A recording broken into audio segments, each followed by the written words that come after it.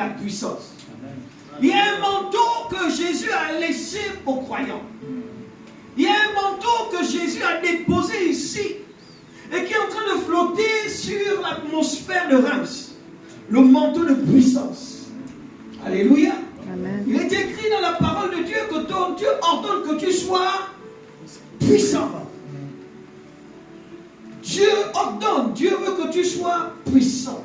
Alors tout à l'heure je posais la question, qui croit que Jésus est puissant? Je crois que nous avons tous levé les mains. Amen. Amen. Moi je crois que Jésus est puissant. Amen. Il est sans limite, sa puissance est sans limite. Alléluia. Amen.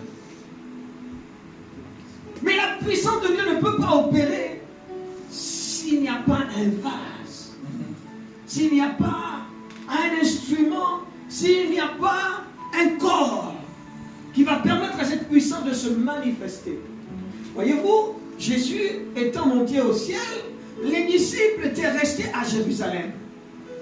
Il y a eu un temps de silence où on ne parlait pas de mouvement miraculeux, d'action miraculeuse dans Jérusalem ou dans les alentours. Il fallait attendre que le Saint-Esprit descende pour que la puissance de Dieu se manifeste à nouveau. Mais le Saint-Esprit n'est pas descendu dans un bâtiment.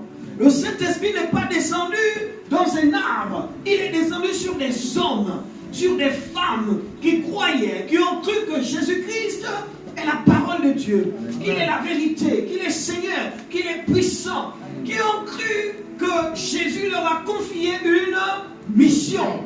Jésus a un programme avec vous ici à Reims. Jésus a un programme avec toi dans ta famille. Jésus a un programme avec toi dans ton lieu de travail. Jésus a un programme avec toi ici en France. Alléluia. Voyez-vous, parfois, nous prenons des initiatives, mais souvent ces initiatives sont poussées par le Saint-Esprit. Alléluia. Tu as peut-être pris l'initiative de venir t'installer à Reims, mais sache que cette initiative est poussée par le Saint-Esprit. Tu as peut-être pris, tes parents ont peut-être pris l'initiative de te mettre au monde ici à Reims.